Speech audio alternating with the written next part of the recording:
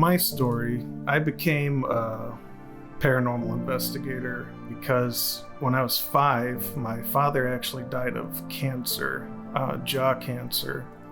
And so there's nothing they could do because it was like so close to his brain already. And so he passed away when I was very young. And he was always interested in ghosts and, other phenomenon and, psychic research and aliens. And he was already into all this stuff. So it naturally just kind of went along to me. And especially because I didn't want to think that he was just gone. Pretty much the death of my father is really why I wanted to start looking for paranormal and life after death.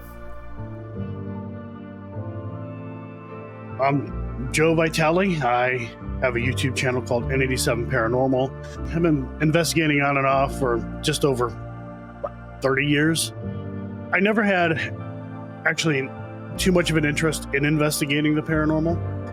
I just kind of got pulled into it. I grew up in a house that had some things going on. It was not good things, and it was terrifying. So my experience with the paranormal was very negative. You're a believer or non-believer, a paranormal investigator should be always searching for the truth. And that's a big problem with what's happening in the paranormal field today, is that more people are more about the thrills or the excitement of paranormal investigating and not really about the actual cause of why.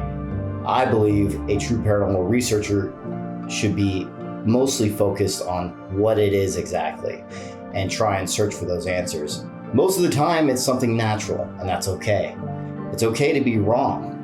I think that everyone should be open to the idea of this could be natural or this could be maybe something supernatural. We don't know for sure.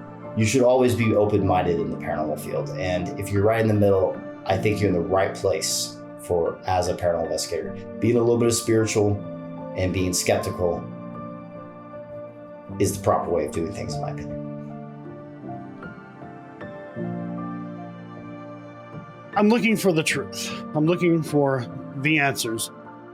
No matter what I may find, if, one day we actually figure out what's going on and it's not like ghosts and demons and all this other crazy stuff, I'm fine with that. Because I know that I was a part of a community that went out and was looking for the truth.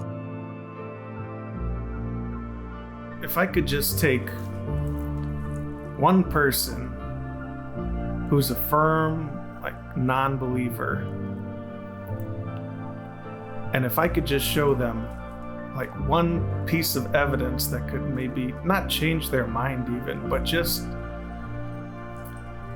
plant the seed of maybe there is something else out there, something that I don't understand. I don't want to change a skeptic's mind, because we need skeptics, but I would love to take a firm non-believer, show them something that will turn them into a skeptic, if that makes sense. This is going to sound quite cheesy, but in a weird way, the debunking side of the paranormal more found me.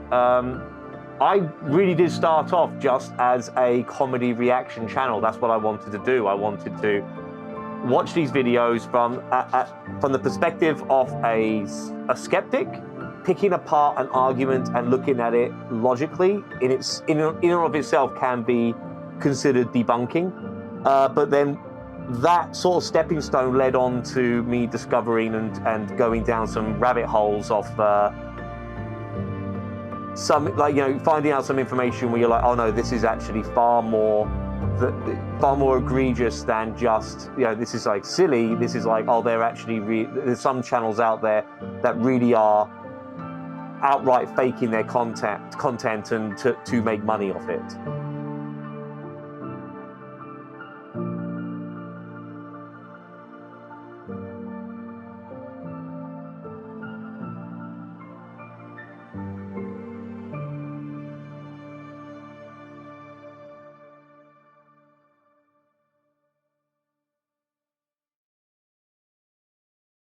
shortly after I released the first episode, Kent put out a response video. I'm going to be talking about this,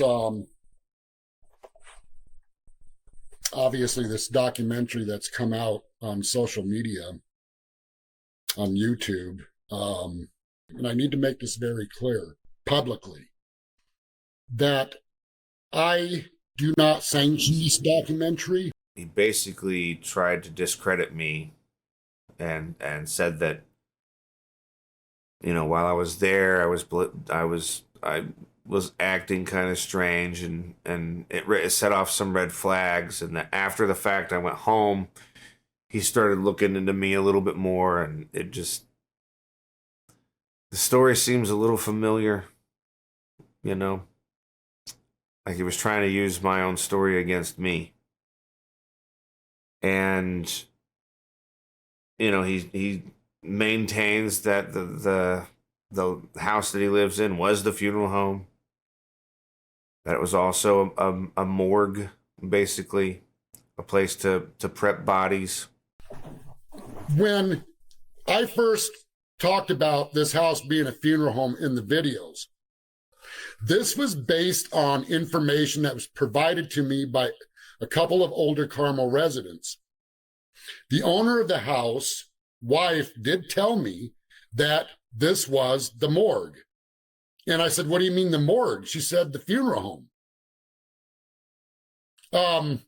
And I'm like, really? Seriously? She goes, yeah, that was the funeral home. And then I'd ask somebody else and they confirmed it, that this was the funeral home.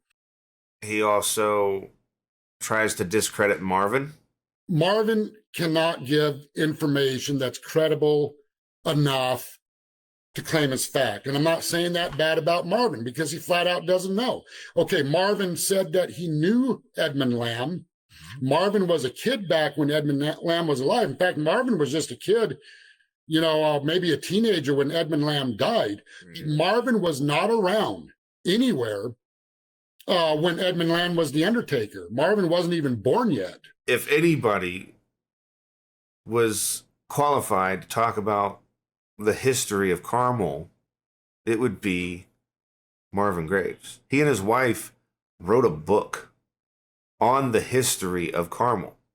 He's kind of tied up a bit also when he's trying to explain that how he got the information that the house was a funeral home and all this. Doesn't provide any documentation whatsoever. He did make a video where he tried to defend it, but the defense in that video was weak. I can tell you with much certainty, what these residents told me were not lies. We will present the evidence in this video that will show the Lamb House was what we call today a funeral home. From the Bangor Daily News, January 28, 1902, page 10. The article states, some 3 weeks ago, a party of young people from the village, referring to the village of Carmel, hired a team to attend a dance at Herman Pond. This sounds like a band was hired for the dance. While there, some party stole a valuable buffalo robe from the sleigh. Sunday night, this missing robe was left nicely bound up at Undertaker E. Lamb's rooms on Main Street. The names of the streets got switched around. Back then, there wasn't the major highway system that there is now. So eventually the names got switched around to which one was Main Street. And the one that was Main Street, I think, goes to Bangor or heads that direction. And what used to be Main Street was changed to another name. Now, they bring up in that conversation that I said that the box down in the basement was a crematory. I did mention that in the video. I don't deny that. But I wasn't sure what it was. This was based on somebody that knew engineering standing there in the basement telling me, oh, yeah, this was a crematory. You know, and I mentioned it's a possibility, but I wasn't 100% convinced that was a crematory myself. But that's not what he told me when I was there. Well, you thought it was a crematory, but it turns out it was actually the vault where you can store two bodies. Huh. For wintertime. Right. Stuff refrigerated. It was actually built as a crematory, though. Really? I mean, because I looked it up and it was perfect. It's the exact design for crematories that were designed in the late 1800s. You know, and I mentioned it's a possibility, but I wasn't 100% convinced that that was a crematory myself. It was actually built as a crematory, though. Really? I mean, because I looked it up and it was perfect. It's the exact design for crematories that were designed in the late 1800s. As this is going on, his fans are attacking me. His fans are leaving comments, you know, very angry. They want to defend the guy, and I can't blame him for that at all. But it reminded me of David Sear. I started seeing a pattern again. That when someone comes out against him or states facts and provides evidence that shows that this man isn't what he claims he is, he starts making these videos to defend himself and lie. Essentially, he was saying a bunch of things that were not true about me whatsoever, claiming that I had told him, that I had misled him, told him that I was a film producer and all this, and that never happened.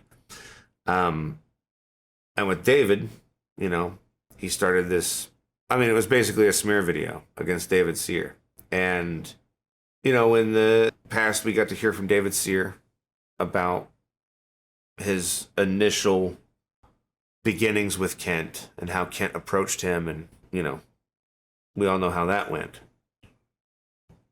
But we didn't take time to talk to David about the aftermath or how the whole thing affected him.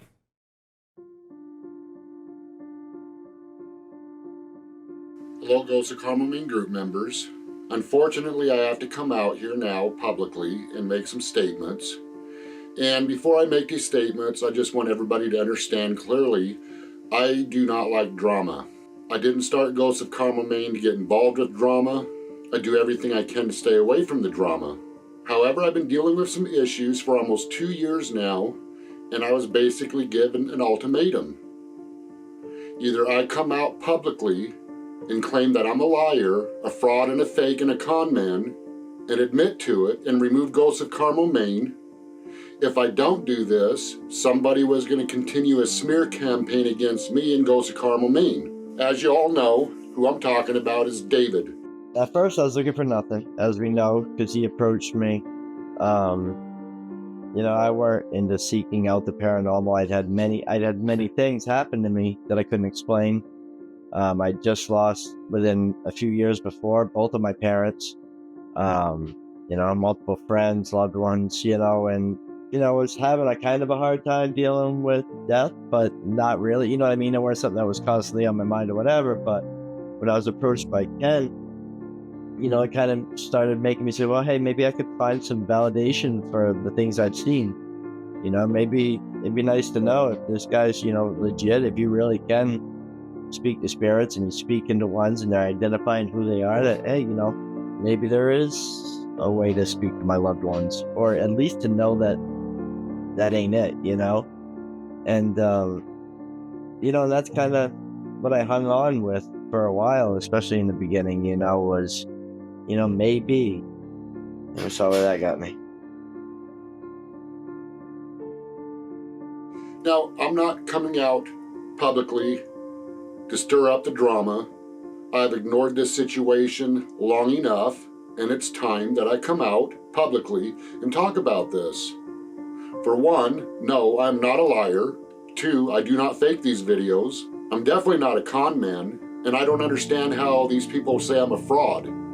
The YouTube channel's not monetized, and I don't even make money off Ghosts of Carmel, Maine. This time, this was like May. He had, whatever it was, he had till July, supposedly then, to start paying, making some kind of thing. That's when he did the push. That's when I got the email saying, hey, I'm now set up as a business so we could start bringing in funds. But, you know, the guy who's never wanted to make money.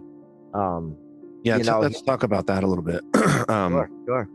His not monetizing his YouTube. Tell me about that. Is that's well, I have messages saying that he did monetize it, and his old producer that used to be listed on his IMDb site. There used to be Royal Chaos TV, was listed as his producer. Who he was actually enlisted Ben to be like a agent for him and send it out to History Channel, all that. And see, Ben used to work with him on Kent's actual last job he ever worked on. Ben would go in, and he's a filmmaker or whatever. He's a small indie guy, you know, and he'd go in and fill in at a restaurant he used to work at. He knows the owner and helps out, and he's a cook. So he'd go out and he'd work, and that's how he knows Kent. Our very first conversations, he wanted me to help him make money doing it somehow. Because he had the product and I had the connections. He reached out to me many times. I've had many conversations about who I knew and who I could put this project in front of to see if they'd be interested, or knew anybody who was interested to take it to the next level or push it further. He currently has over 90,000 subscribers, but don't think he's letting that go to his head. I don't monetize the YouTube channel. I don't ask for money because, to me, this would destroy the credibility of what I'm trying to show people here, if that makes any sense at all. You can't do something like this for money or popularity because these spirits know better.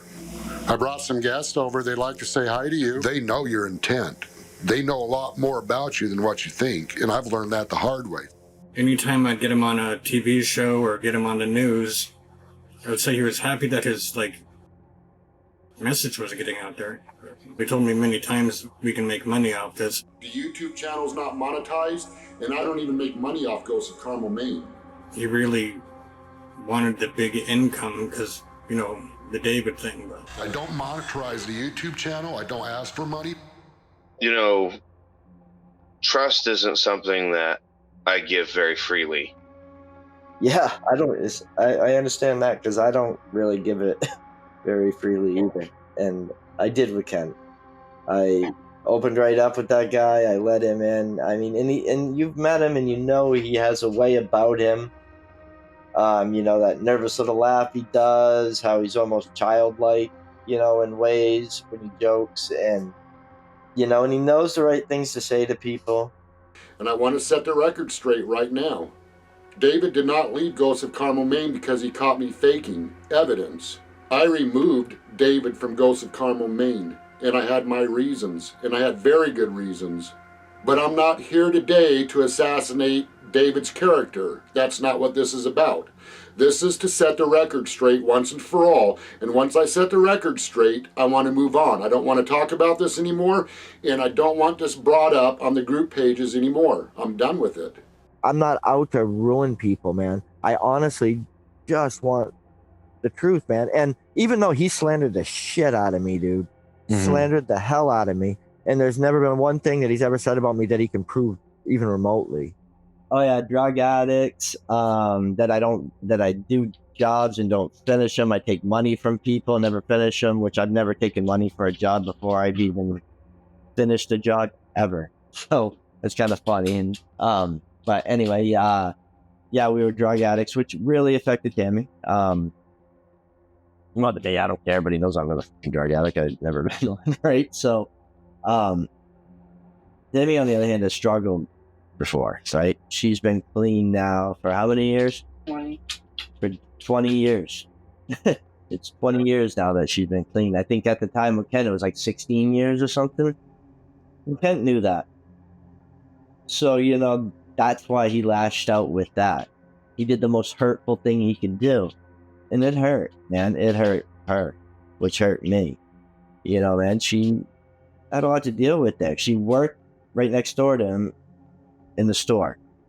She worked with his wife at the time. She's naturally assuming that people are going to hear these lies he's telling about her. And that was crushing to her, man. You know what I mean? Like, you met her. You know how she is. She's a sensitive, sweet person, right? And that hurt her a lot. We had a lot of things with that.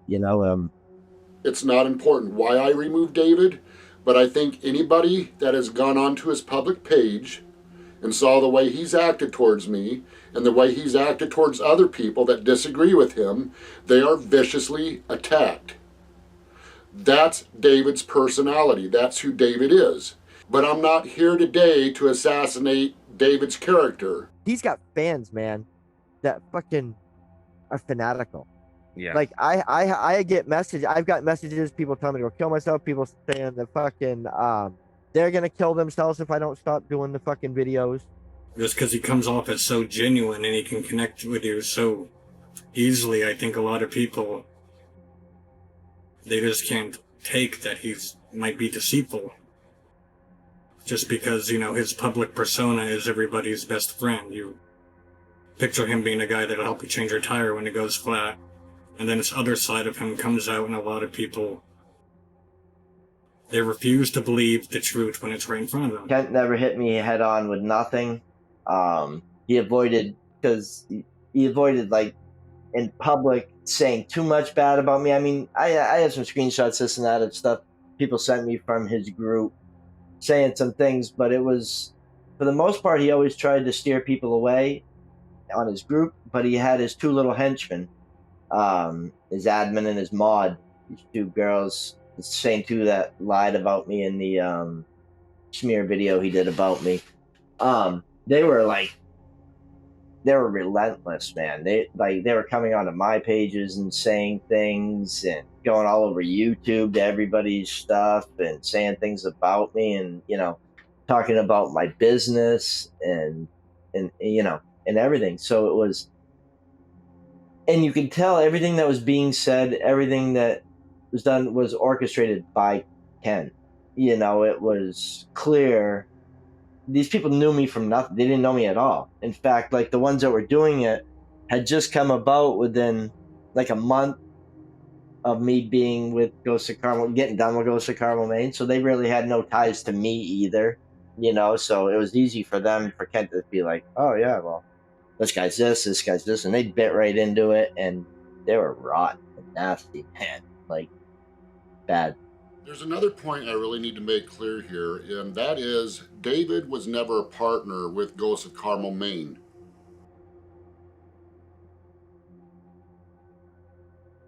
I think it's important that I mention when things started changing, and that's when Ghosts of Carmel, Maine made Nuke's Top 5, and after making Nuke's Top 5, the subscribers began to grow extremely fast on Ghosts of Carmel, Maine. Now, David saw this, and David did see that there was potential to make some money at this.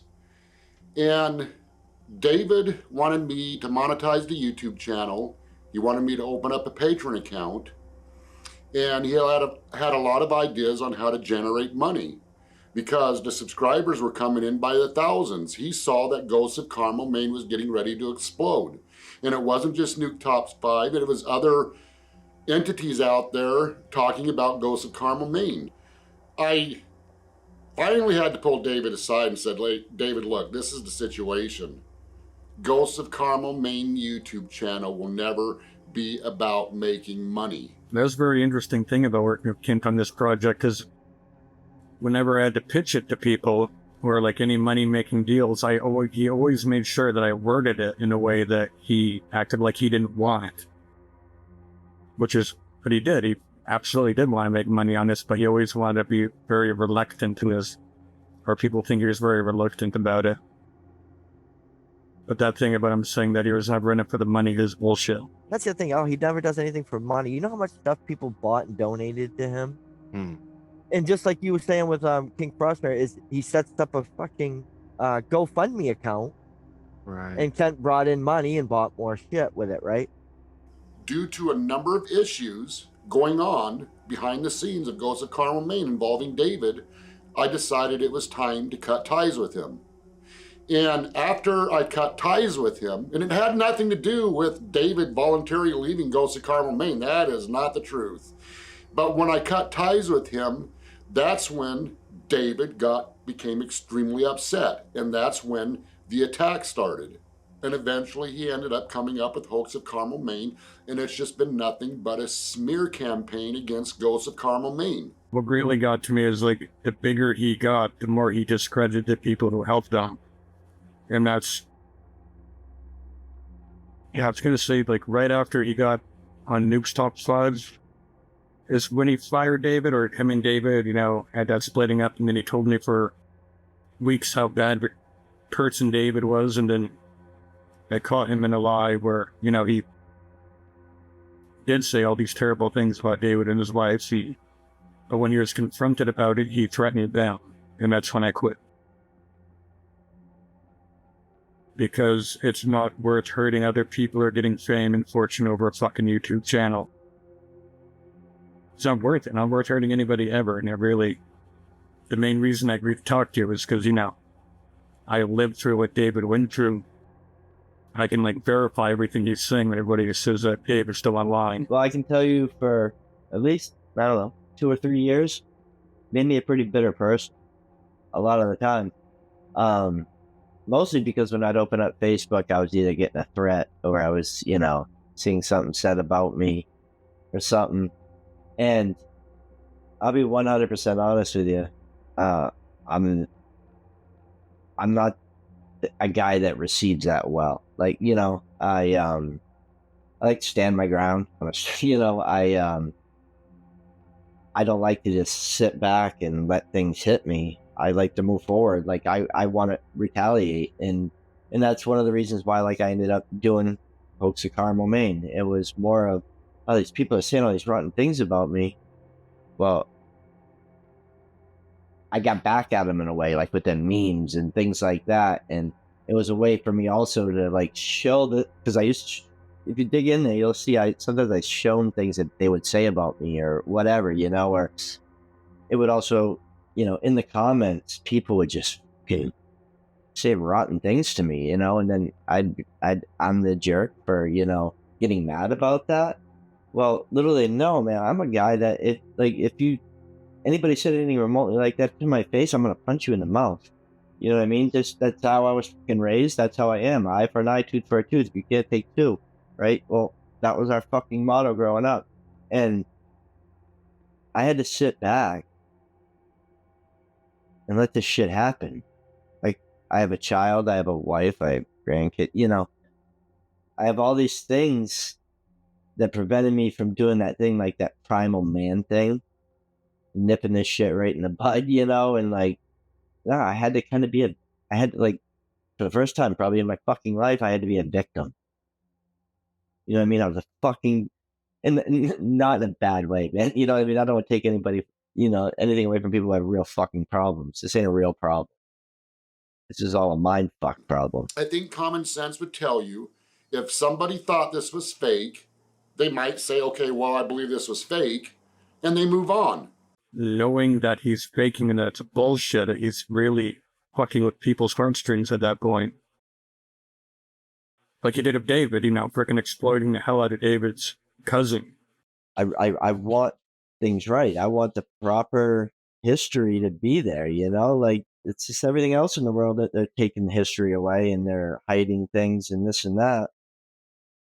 So why do we have to take it another step further and just lie about things? I mean, these people have passed, but they shouldn't be forgotten and they shouldn't be taken advantage of. Their memory should not be a false memory, You know what? Enough is enough. Enough with the drama. I'm done with it. And I'm moving on. Ghosts of Carmel, Maine is moving forward. What's going on this public blog is not going to stop me. It's kind of made me more skeptical than I ever was. And in a way, that's sad. You know what I mean? I think people should have hope. I mean, that's kind of the whole purpose of believing in an afterlife and believing in a heaven and believing in, Valhalla or whatever you believe in, that, there's something better when you pass, you're just not done, that this isn't it, right? And that's kind of been taken away. Look at the sources, examine it for yourself and make your own judgment. I'm not here to convince you who's right or wrong, or, I'm not here to down somebody, but I do think I have a right to publicly defend myself.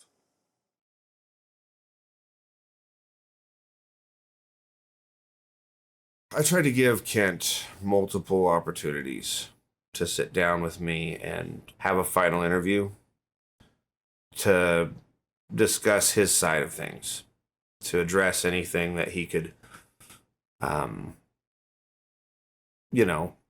elaborate on or perhaps set right. Everybody deserves that, the chance to speak on their defense, if you want to call it that. But he declined. He said that it was because David Sear was a part of it, that it was beneath him, and that he, basically that he wouldn't stoop to that level. He also got in the way of multiple interviews. I tried to interview people that would speak highly of Kent. I reached out to a woman who Kent had a positive influence on, somebody that had lost her children in a car accident, and Kent gave her some sort of closure, I wanted to hear anybody's side of things that had anything good to say about the guy, but he stopped me every time. He got in the way, telling them that I was, any number of things. I don't know. I received a text from that lady. I'd reached out to her and we had a good conversation. And then all of a sudden she didn't want to hear from me anymore. Very abruptly. I think that if you're making it out to where you're not going to speak on this situation, you're not going to address any of it because it's beneath you. And anybody that could have spoken in a positive way about him, for them to be completely omitted from the documentary, I think, is an attempt to make me look biased in a way. And I would think that he would want the opportunity, after me presenting all these inconsistencies in his story. I even recreated a couple of videos, and I make a strong case against him. I would think you would want that opportunity, but I was unable to secure a final interview.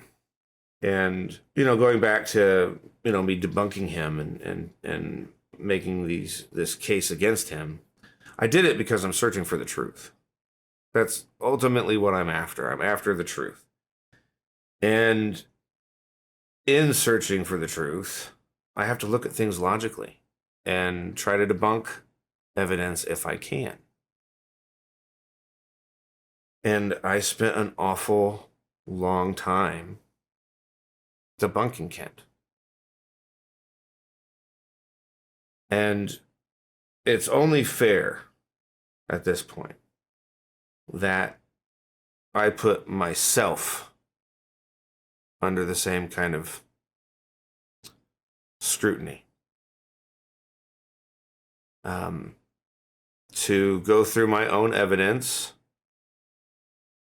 and do my best to be unbiased towards it and really look at it in a way that, can this be logically explained? I know somebody who makes a living out of being a skeptic. He works for the Skeptical Inquirer and the Center for Inquiry. I felt there was nobody better for the task than Kenny Biddle. At one point, I think you're talking about the ghost box, and I think you make a quote saying, the radio had been going through so many radio frequencies, it just doesn't make sense that you would hear the same voice 10 or 20 radio frequencies down the line, or however many.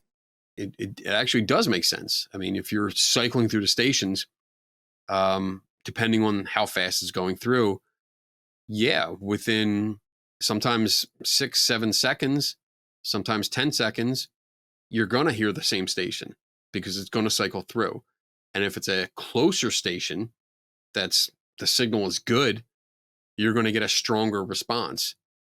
So if there is a talk radio or a news broadcast or something like that, you're going to hear it. And you're going to hear the same voice over and over and over again. So it is possible. It would be something where you would have to actually set the different speeds and watch it and then time it and see how fast it actually cycles through, depending on what speed setting you have, and then go from there. Because you're talking only a few seconds, and that's the difference between asking a question like, "Hey, what's your name?" and then waiting a little bit, hearing something and going, "Oh, that I heard a name. I heard a name." People are okay. What you heard, Roger? Okay. Where are you from? Like in just that little short time, you can easily cycle through and be back to the same station and hear the same voice. Is it okay that they're here in this house? You don't want them? Who said you don't want them here?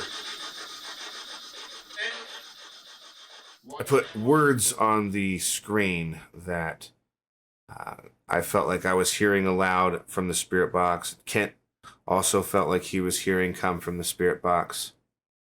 But one of the most interesting things that happened with the spirit box was the situation with Robert McKee. Bob, do you know who killed you?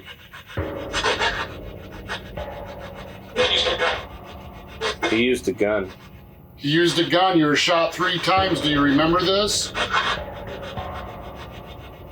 You didn't know who I was talking about, did you? No. He was shot 3 times. You interpret something that comes across as he used a gun. You're in the middle of a station. You're not even sure if there were words before it. You're not sure if there were words after it. You're not even sure if the words that you hear are actually the words that you heard. It could be anything. It could be half a word that you heard on the end. But we don't know because there's no other control. We don't know what that station that you heard that sound was coming from. We don't know what that station was broadcasting at that time. It could be a commercial. It could be a commercial for a movie or a TV show that has a phrase gun in it, or he used a gun. It could be something from like a cop show or something like that. There's a plethora of ideas or opportunities there, but we don't know because there were no controls in place. It was a completely random event. And again, it comes back to, I'm not even sure it said that. I didn't hear that, but I'm just a different person hearing it. And that's, I mean, honestly, when someone's murdered by gun is the first thing that I think of. So maybe that's, and again, like this is speculation because I don't know what you were thinking. I wasn't in your head, but if you already have this information and he brings up the idea that somebody was murdered and you hear he used a gun, was it because you were influenced and that's what you were thinking? Like, all right, he was murdered, gun, knife. Those are the logical conclusions that I would come up with. And you were listening for that.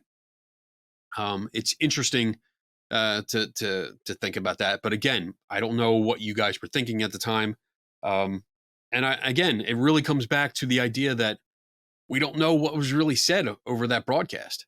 What you say, the questions you ask, what you do in that room had absolutely no bearing on what came through that radio. They are 2 separate events. And we see that a lot when people use things like this Estes method, which is just buy a science book, people. Realize you're doing it wrong because these are 2 separate events. People can stand around someone that's listening to it with headphones. It doesn't fucking matter. There is no link. There are radio stations coming through a radio, and it's going to happen no matter what. They can ask all the questions they want. There is no connection. Kenny brings up the Estes method. And, of course, you know, we did this method while we were there. And in my defense, at the time, the Estes method was not all over the internet like it is now. It was brand new. And it was an exciting thing to try. I thought, you know, what I had seen was exciting, and so I wanted to try it myself. And I find myself getting caught up in the moment with Kent and not really paying attention to what was going on. It wasn't until much later, after reviewing the evidence, that I figured out exactly what was happening. And the headphones, these are the exact same headphones. They're angled in such a way that the strap is meant to go across the top of your head, and then the ear cups fit perfectly over your ears. But he was doing this, where the strap is across the back part of his head, and it looks as though he's pushing down on the headphones, but what's actually happening is when I lift up on the back parts of the ear cups, I'm using this finger for leverage to do that, and it makes it look like I'm pushing in on it, but I'm not. And I can hear the room around me. And along with that, I noticed that Kent was using the same kind of words. Is there anybody sitting in this room that's stupid? And now Kent has the headphones on, and he flat out says, "You're stupid." He's either heavily implying that the spirits are going along with what he is saying, or he just can't help but give himself away. Another thing when it comes to the Estes method is people are saying that the radio frequencies are moving so fast that you don't hear one full word from say a radio station or whatever, because things are moving so quickly that you couldn't possibly have getting full words through this device. But I could tell you for certainty that even on fast settings, you most certainly can hear full words. And it occurred to me that there is a perfect example of this happening in the documentary with the word Hollywood. Hollywood. Yeah. Now, where has that word Hollywood come up in the past? At the beginning of episode 1, Luke and I passed the Hollywood Casino, which is about 20 miles away from Kent's house in Bangor. And what I had heard when I said aloud Hollywood was quite clearly a commercial for that casino. Further than that, Hollywood, among other words, were chosen to be ignored by both Kent and Luke. And it leaves me with the question, why? Why were they ignored? Are these words, do they not fit into this experiment that we're doing? Is that what's going on? So then it comes down to, what's the criteria for determining what does? Is it just because it works with the question? That's it? I mean, that's really weak.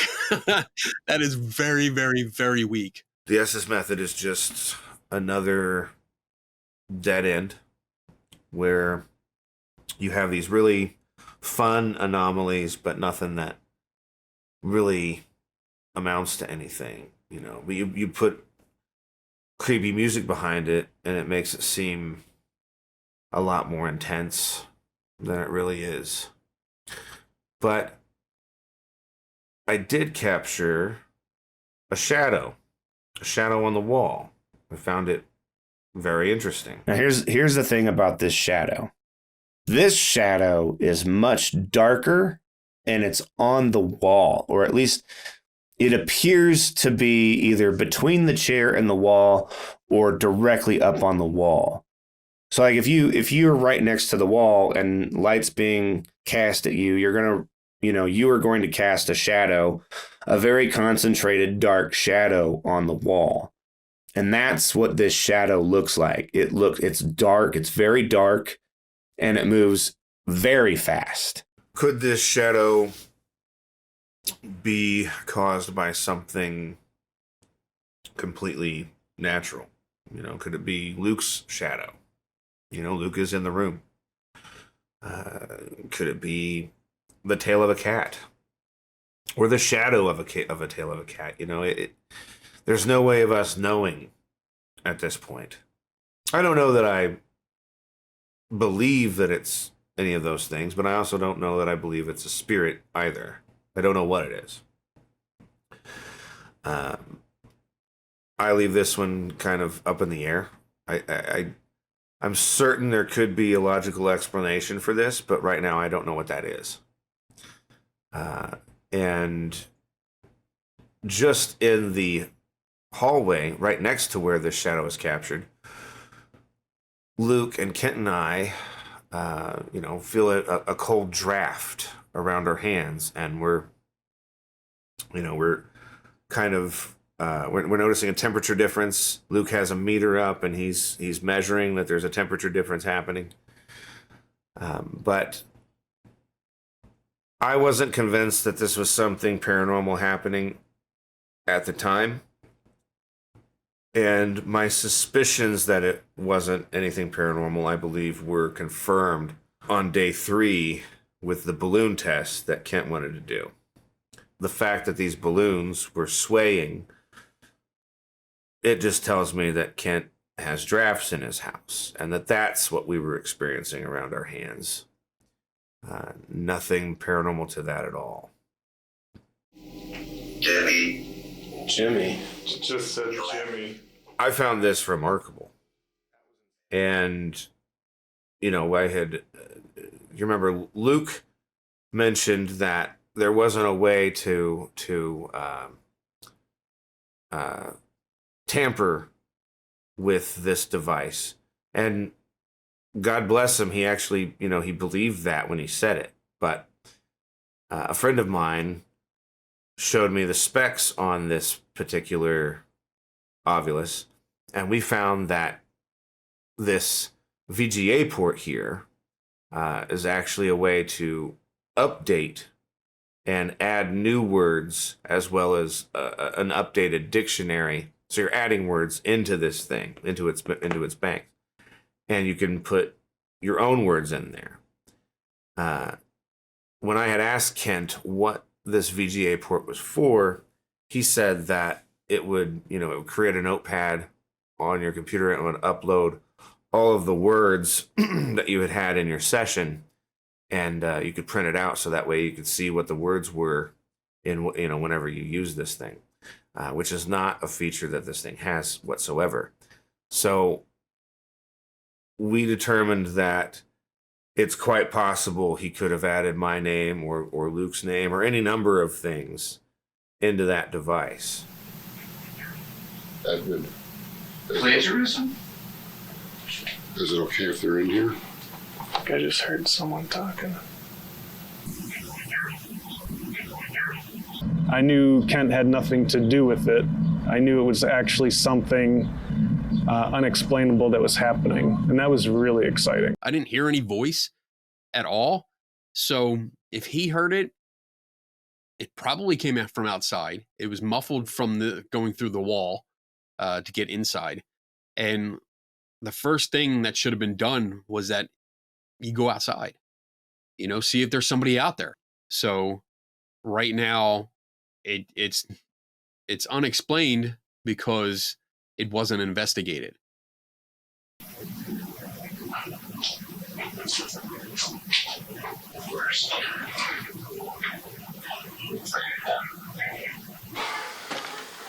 These EVPs were my prized possession out of the whole investigation. This is what I went there for. EVPs to me are phenomenal. But is there possibly a way that these things could be misinterpreted? Is it sounds from the room?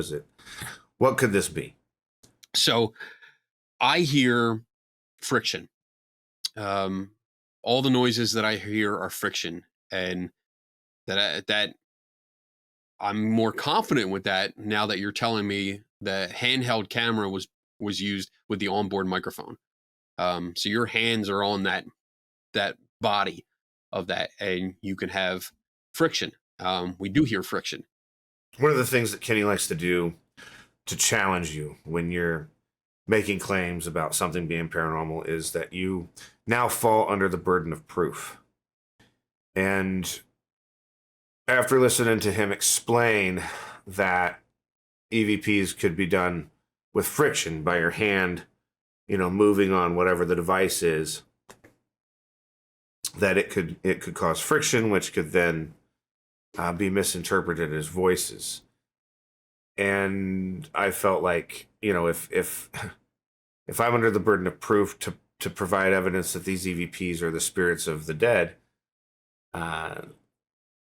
one way to do that is to get, you know, these EVPs that are created by friction. So wouldn't he fall under the burden of proof to provide me with examples of EVPs that were created by friction? Is there anything that you want to tell me? Is there anything that you want to tell me? Do you know what that is?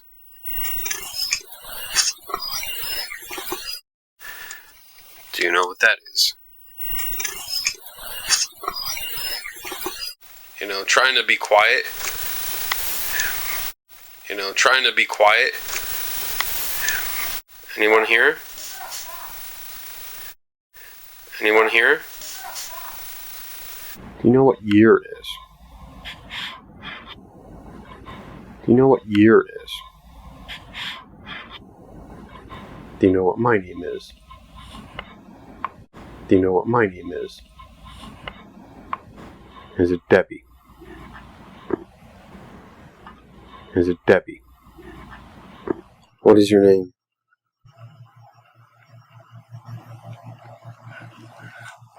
What is your name?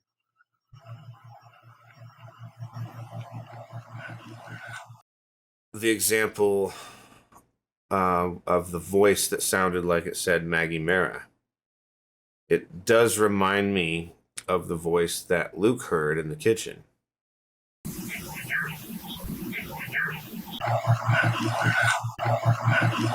What it seems to me is happening is that, you know, Luke thinks he hears a voice, and this sound that I interpreted to be that voice wasn't the sound that he heard at all. And that is just sort of this coincidence of events that happened. Rather than it being something paranormal happening, it could very well be that this voice is just, you know, friction on the camera.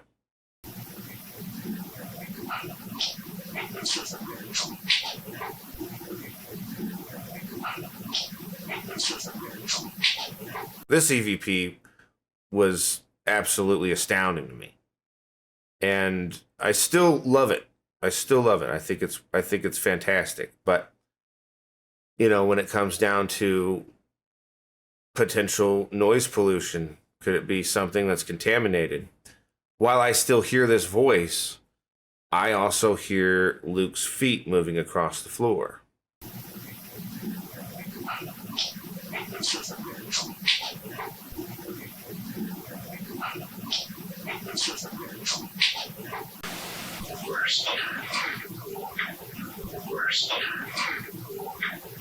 I didn't hear that. I turned it up. I listened to the recordings, and I was just listening to the recording over and over again. And like, I heard different things. And it was funny. It was like that. You ever hear that Green Needle, brainstorm? Yeah. And if you're reading the words of one phrase, you hear it. And if you read the other phrase, you hear that.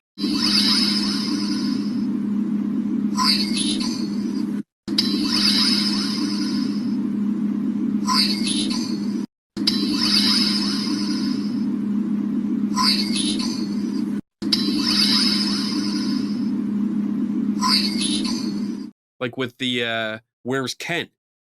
I heard her skin. And once I got that in my head, that's all I heard.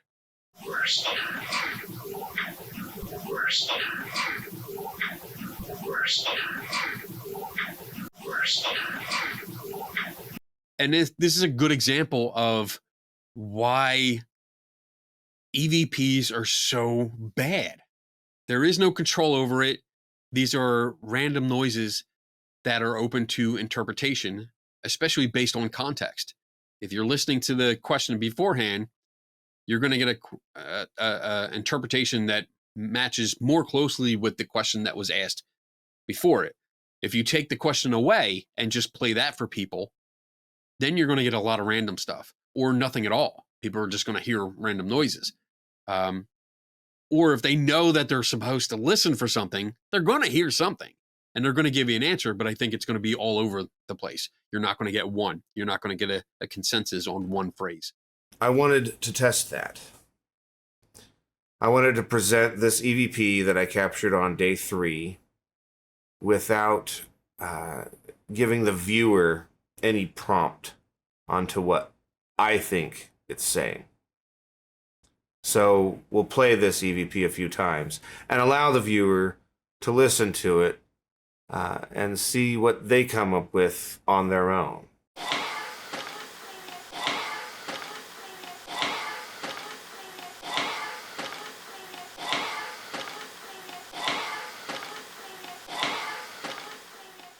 When I then go on to share what I believe it's saying, how close is everybody else's consensus going to be to mine? Is it going to be close at all? Is it going to be all over the place? I felt like this would be a very interesting way to go about testing what Kenny was talking about.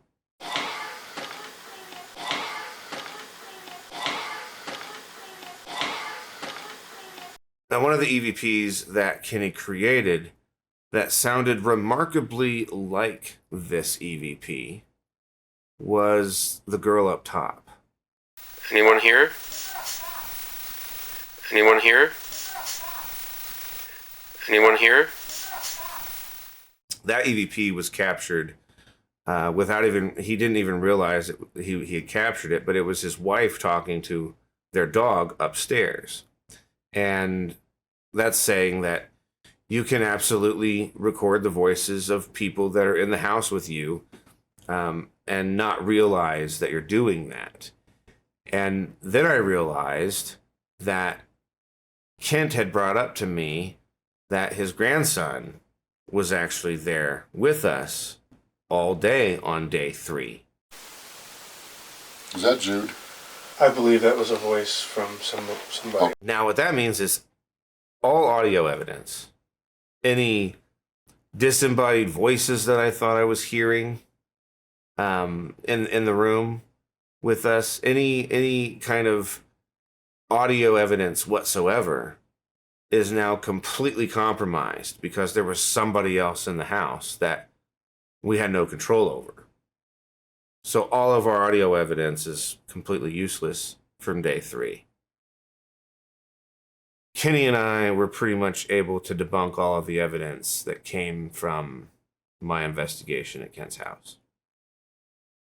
And that's not to say that I don't believe that there's some sort of haunting or something paranormal going on at Kent's house, because while I agree with Kenny and he makes a strong case against some of the EVPs, I don't feel like all of them were debunked completely. And to be honest with you, that's a very selfish thing. It's I want them to be real. I want them to be real.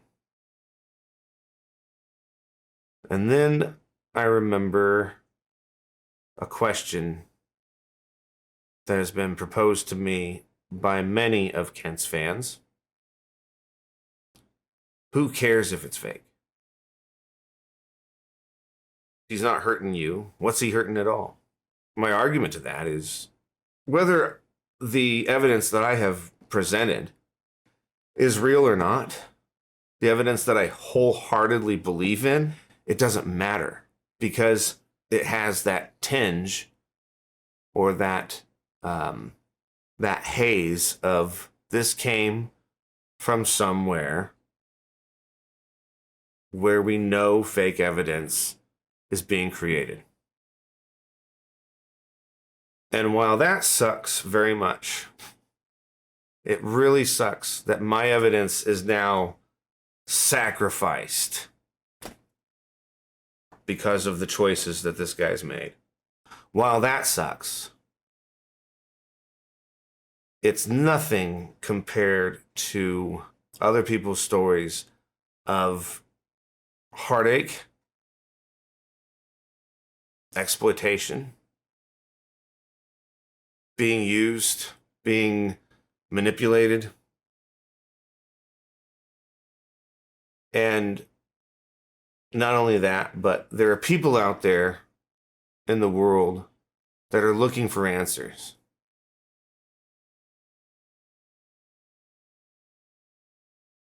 The amount of damage that fake evidence can do and has done is immeasurable.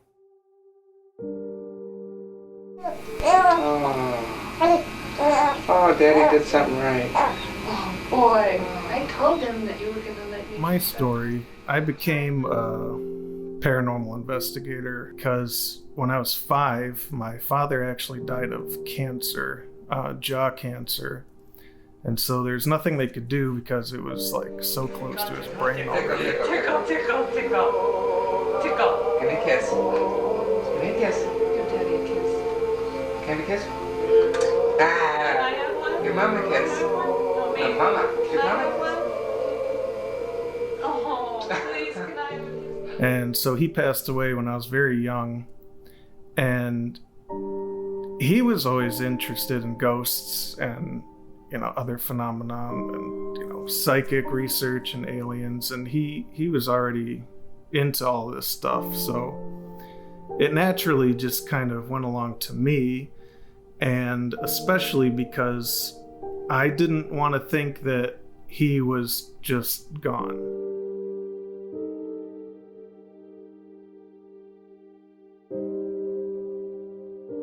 So I grew up in the 70s, and I grew up with shows like In Search of and Unsolved Mysteries and stuff like that. I've always had an interest.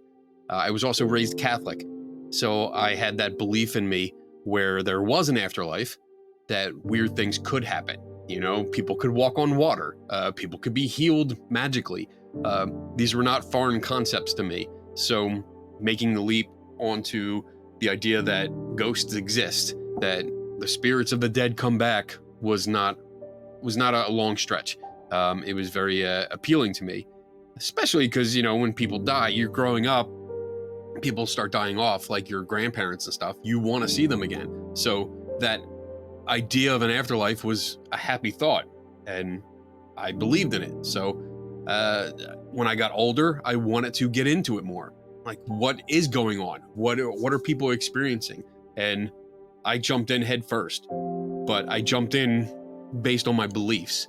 I didn't base it on science or proper investigative methods. I based it on beliefs and then what I saw on TV. You know, I just mimicked what I saw on TV, which was a mistake. And then the more I learned, especially about photography and video editing, the more I understood skepticism and critical thinking, got into the skeptical literature, which I also found like a Skeptical Inquirer magazine, which is the magazine I now write for, and realized there was a lot that I was doing wrong. And that just made me want to learn more. And here I am today, still investigating paranormal claims, but with a different perspective. I'm looking for the truth. I'm looking for the answers. No matter what I may find, you know, if, you know, one day we actually figure out what's going on and it's not like ghosts and demons and all this other crazy stuff, I'm fine with that. Because I know that I was a part of a community that went out and was looking for the truth. But also in that, we have to find the flaws within our technique. We also have to look for those who are deceiving purposely, or those who are not deceiving, but they're going in the wrong direction because they copy what others are doing. That's how they're learning. There's nobody to really guide them the right way. So it is something that I also like to address, along with many others, and the community, the debunking community, which is a phenomenal community. I think it's important that we try to teach others proper ways to investigate. And there's no perfect way to investigate. None of us are going to be perfect, but never take anything at face value is one of the most important things that I like to tell people. Never take anything at face value. Use common sense. That is the most important thing that we have in this field to use is common sense. Well, I mean, the truth, some might say truth is subjective. You know, it's their own truth. But I'm trying to figure out what actually is going on. I don't go in with a preconceived belief.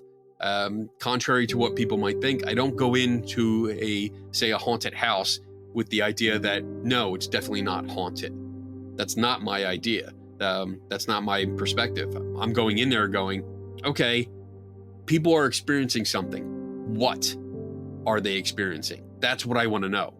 So whether the conclusion comes to it's a ghost or it's a creaky floorboard or someone that's pulling a prank, whatever the data leads, that's where I'm going to go. That's where I'm going to conclude. If you're a believer or non-believer, a paranormal investigator should be always searching for the truth. And that's a big problem with what's happening in the paranormal field today is that more people are more about the thrills or the excitement of paranormal investigating and not really about the actual cause of why. I believe a true paranormal researcher should be mostly focused on what it is exactly and try and search for those answers. Most of the time, it's something natural, and that's okay. It's okay to be wrong. I think that everyone should be open to the idea of this could be natural or this could be maybe something supernatural. And I don't say I am a debunker. And not because they get shit, because some people said to me, no, just say you are. Don't be afraid to say you're a debunker. I'm like, no, that's not it. It's just because my paranormal channel, I guess, is open to all kinds of things. I've just done a few debunking videos. And I mean, I guess I would say, yes, okay, I am, because I can't help myself now. I know all of these people have lied to us, but to still look for more people lying. So I guess the debunking isn't going to stop. But I do want to just carry on and do my own thing away from just debunking as well. But then at the same time, isn't everyone supposed to be a debunker? You know? Every paranormal investigator should be debunking. I don't think there should be a divide, right? This is going to sound quite cheesy, but in a weird way, the debunking side of the paranormal more found me. I really did start off just as a comedy reaction channel. That's what I wanted to do. I wanted to watch these videos from the perspective of a skeptic. And I wanted to try and make people laugh through watching that. And then as the videos went on, because of my natural skepticism, I started seeing things in a different way. And I started realizing, hey, wait a minute, there's one thing that's like funny to pick apart the logic of certain things. And I think that can kind of just picking apart an argument and looking at it logically in and of itself can be considered debunking. But then that sort of stepping stone led on to me discovering and going down some rabbit holes of finding out some information where you're like, oh no, this is actually far more egregious than just, this is like silly. This is like, oh, they're actually there's some channels out there that really are outright faking their content and to make money off it. My goal is to educate people, to better what they're doing, to help them progress. I'm not saying I know all the answers, because I don't. I'm just saying that I've taken the time to learn some of these skills, some of these ways to investigate these mysteries, to realize that many are illusions or optical illusions. They are misperceptions. They are basic mistakes.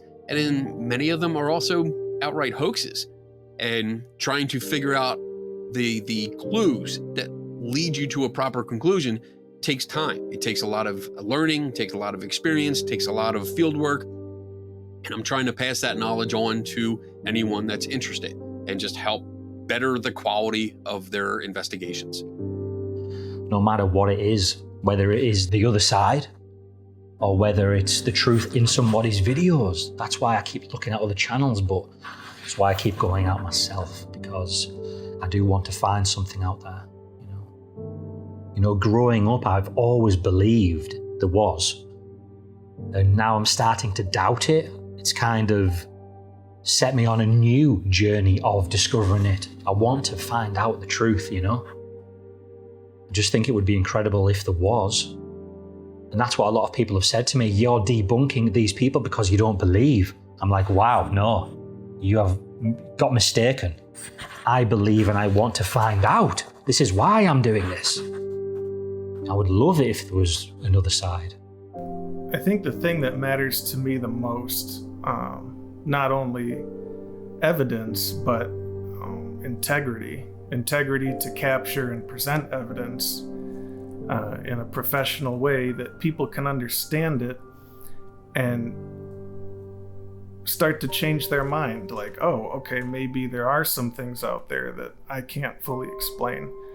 But, you know, the funny thing is people won't ever really believe until they go looking for it themselves. So, but, you know, in the meantime, we're the only link between people at home and, you know, the paranormal and evidence of it or lack of it. So you have to have integrity and just present what you find the best that you can. There's a big misconception that people, the debunkers, just want to do it for clout or for views and things like that. But for me, it's more than that. It's really just trying to get the truth out there, find the truth, because most debunkers are believers.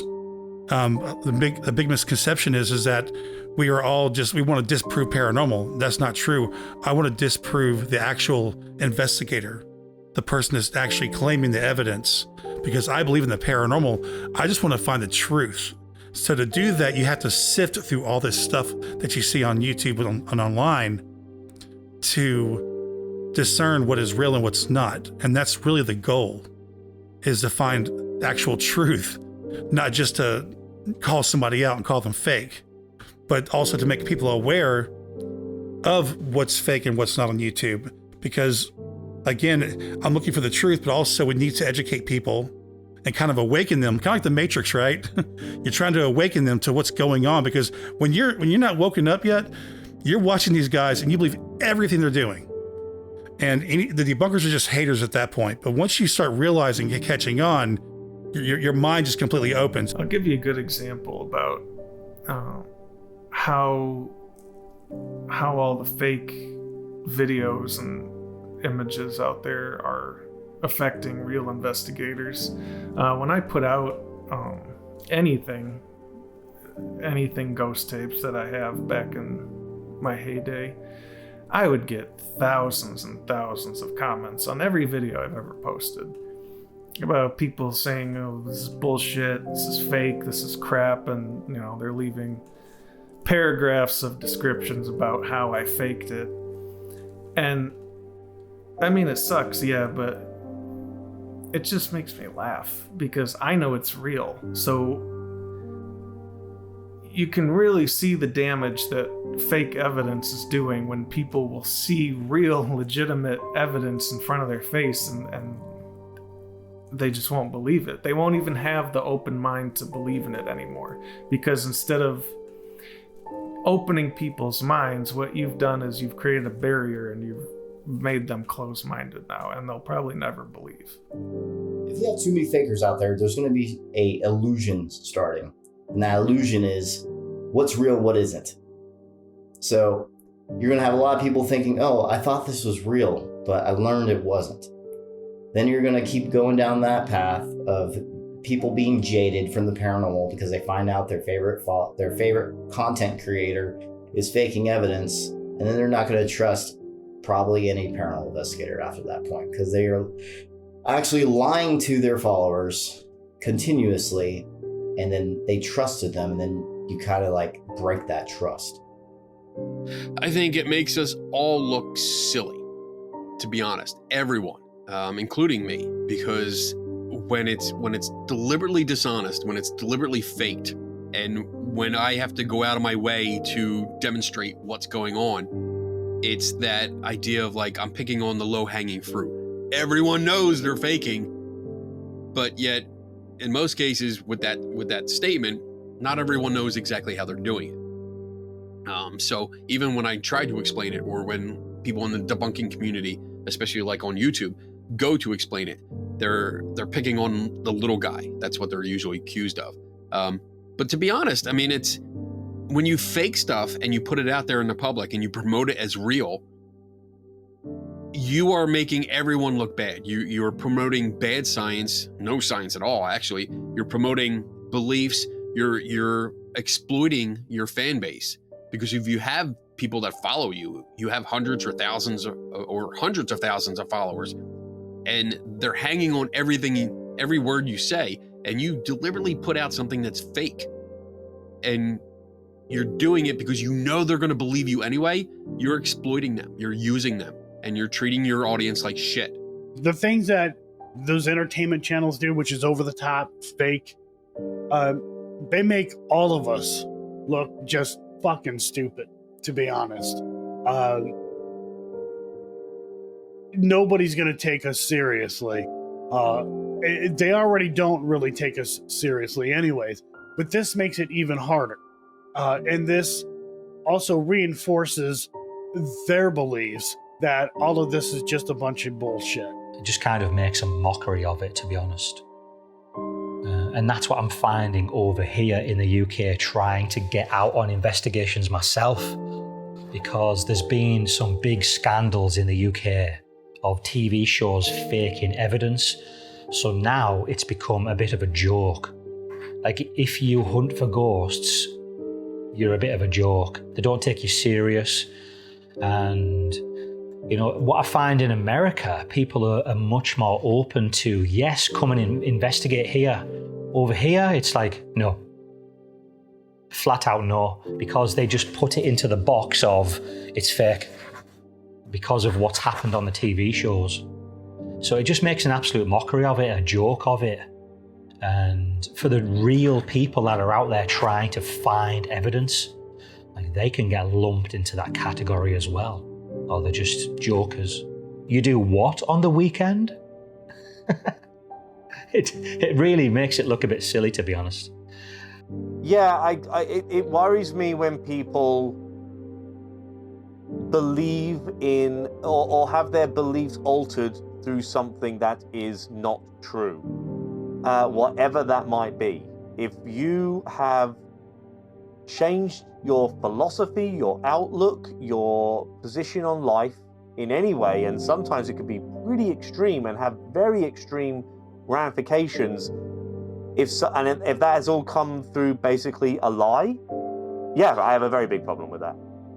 Yeah.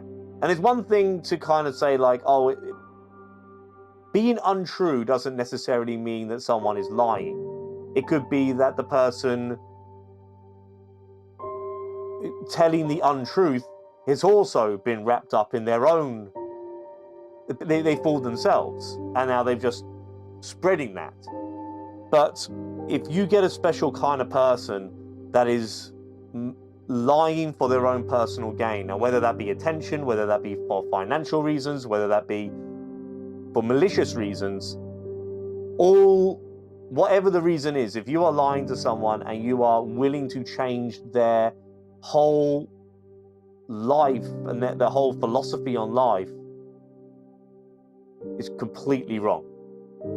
All the fake investigators going around saying they have all these crazy experiences, that actually messes with people's psyche. It actually messes with their outlook on things. And it's for people that are not very mentally stable. They can watch these videos and be like, oh my God, you know what? There is an afterlife. So therefore I can do X, X, and X, you know? I mean, it's pretty scary, which I have heard things about that before, like where somebody might hurt themselves thinking that, oh, you know what? There's an afterlife because I saw it on this show on YouTube. So you're giving people a false sense of reality of what paranormal investigating is like by putting this stuff out there like that. Besides it making a mockery of paranormal in general, what I'm worried about is how it affects people, because of a few people I've been exposing. The people who they have affected have come to me and said, I believed this, they made me believe this, and now I don't know what I believe. I don't know what to do. Was I really speaking to my grandmother, or were they just conning me? And it's how it affects the people. It really hurts them. That really bothers me. That's the worst thing. And a lot of their excuse is, but we're, what's the word? We're bringing them closure. And I hate that, because it's all built around lies. There's another story. There's one which is absolutely terrible, brutal. And I've pinned this story in one of my videos just to highlight it. But when a few people come out as fake, although I guess it's not 100% fake, but everyone believes it's fake. A lady's child who believed in all of this, when they found out it wasn't fake, they've actually took their own life. Yeah. Because of that belief is just being shattered. It just literally broke them. That just blows my mind. I believe people falsify paranormal evidence for fame, money. Attention is a big one. I don't think anyone should ever underestimate the drug for attention. And money is a very big one on YouTube. You know, your videos do better, makes your channel grow, brings in more money, more ad revenue. You get more people watching, so more chances you'll get more memberships and patrons and donations. The more you fake, the more eyes you get on your channel, and the more that becomes a financial benefit. I think some people do it because they want that attention. They want people to look up to them. They're not looking for friends. They're looking for viewers. They're looking for an audience. And again, that goes back to exploiting the people. But they're also looking for money, because a lot of these platforms, they offer, if you have 100,000 views or something like that, you get money. I don't know. I've never gotten that. I've never gotten anywhere near that many views. But once you get on that track, you start making pretty decent money. And you got to keep that going. If you don't keep going like every other day or every week putting out a video, then you're going to lose that. And people get addicted to that extra cash. It's always for the same reason. They want attention. And that's it. They want attention. And that's the main reasons. Because if you can get the views, you get the money, and that's unfortunate. But that's to me is the main reason why they fake their evidence, because they want to make money. And some of them, I would say, really also are striving to be famous. That's probably a majority of them as well. So it's a mixture of both. And the problem I see is that, you know, they want the money, they want the fame, but then they want the respect. They want the respect, right? They want to be known as an investigator. They want to be invited to all these paracons and go around acting like they're an investigator, but they're not. And then they get mad because there's people like the debunking community that have already called them out before for what they are, which is fake. But they want to live in this little land with this little this land of theirs where, you know, I'm a real investigator. Look at me, you know, and you're not.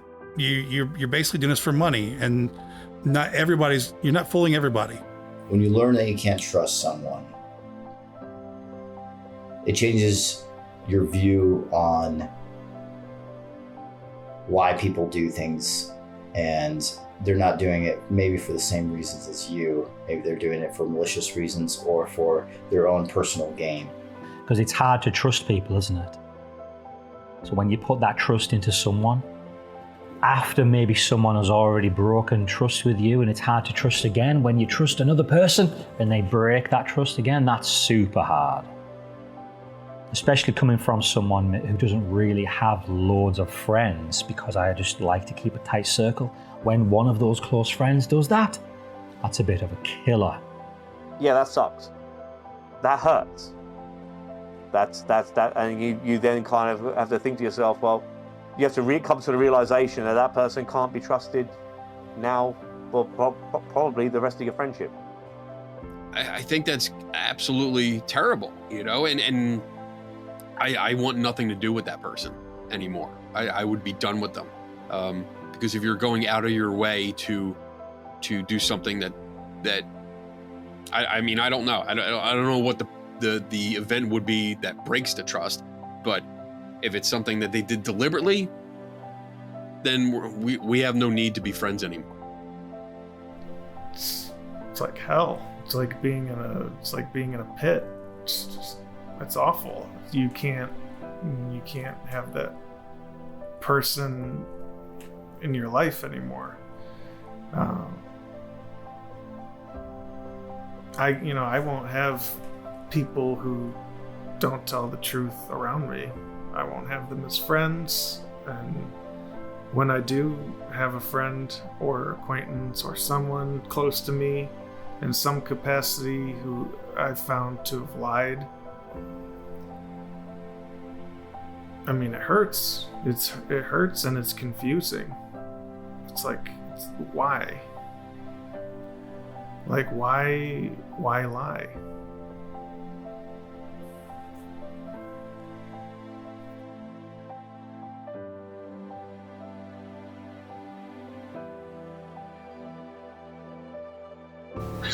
I'm here.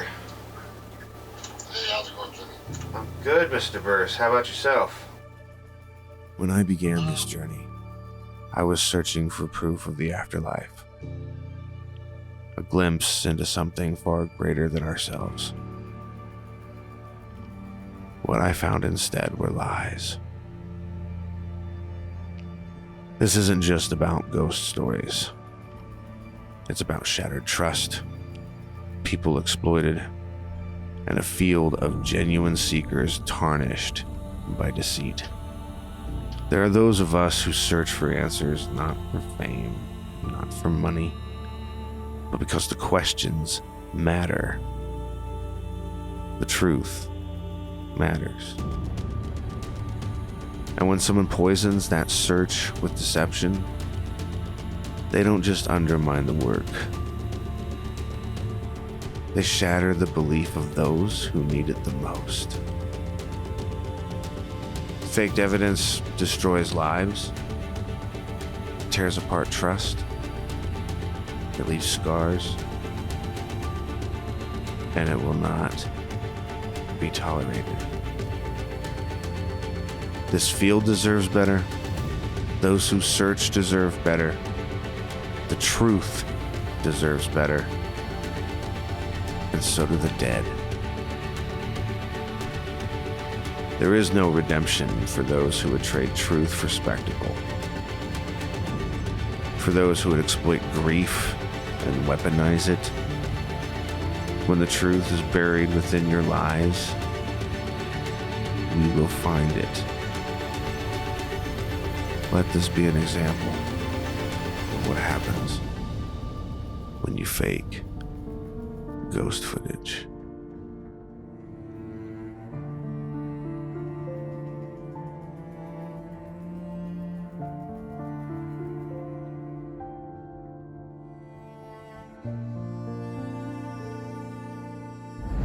I've been driving for a long time, but I finally made it to Maine. I just crossed the state line. And it's snowing here, man.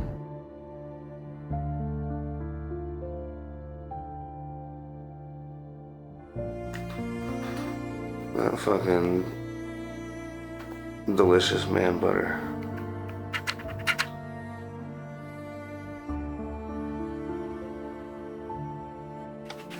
You playing at the doll?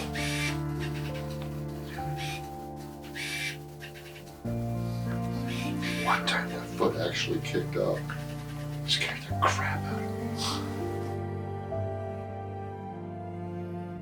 Hey Jimmy, just want to say happy Halloween from me, Edmund, and the rest of the residents of Carmel, past and present.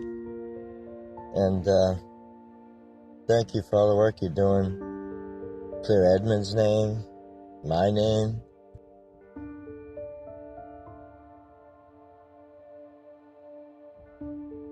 Is there anybody sitting in this room that's stupid?